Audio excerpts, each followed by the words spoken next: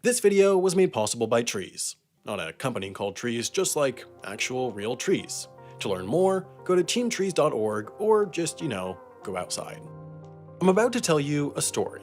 The story of the tree that owns itself. It's a story that's been told thousands of times by the residents of Athens, Georgia, dozens of times by news outlets, and even once in what I'm sure is a very good video by Tom Scott that I promise I didn't see until after I came up with this topic on my own, and then I haven't even watched. Anyways, in this video, I'm going to tell you the story, and then I'm going to tell you why that story is totally, completely wrong.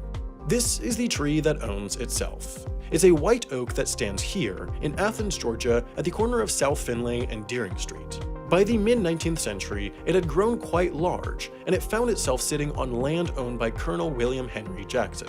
Colonel Jackson quite liked the tree, remembering fondly the childhood days he'd spent in its shadow, and he feared that one day, as the land was developed, his beloved tree might be cut down, and so he wrote a deed that read as followed. Witnesseth that the said W.H. Jackson for and in consideration of the great affection which he bears said tree, and his great desire to see it protected has conveyed, and by these presents do convey unto the said oak tree entire possession of itself and of all land within 8 feet of it on all sides. And that's how this tree became the tree that owns itself. It still sits today, undisturbed, with a plaque commemorating it as such. So that's the story. And it's nice, right? Good arc, emotional conclusion. Honestly, I'm expecting the 8-part Hulu miniseries any day now. The problem is, nearly every part of the story is wrong. First of all, though there was a Colonel William Henry Jackson, he likely didn't own the property that the tree was on. According to old Clark County records, Colonel Jackson did own property on Deering Street, but his property was on the wrong side of the street. He owned plot 14, and it turned out that the tree sat on lot 15, which is close. But you know what they say, close only counts in horseshoes, hand grenades, and the popular vote. Second, it's not clear that Colonel Jackson ever actually tried to give the tree ownership of itself. There's no surviving deed, and the only record of such tree ownership transfer document comes from a single article in the Athens Weekly Banner in 1890 that has no listed author. Third, and even if you're not a lawyer, you probably saw this coming, it's probably not possible for a tree to legally own itself. Under Georgia common law, in order for a property transaction to be legitimate, the recipient must have the legal capacity to actually receive and accept that property, which, apart from certain root-like exceptions, trees can't really do.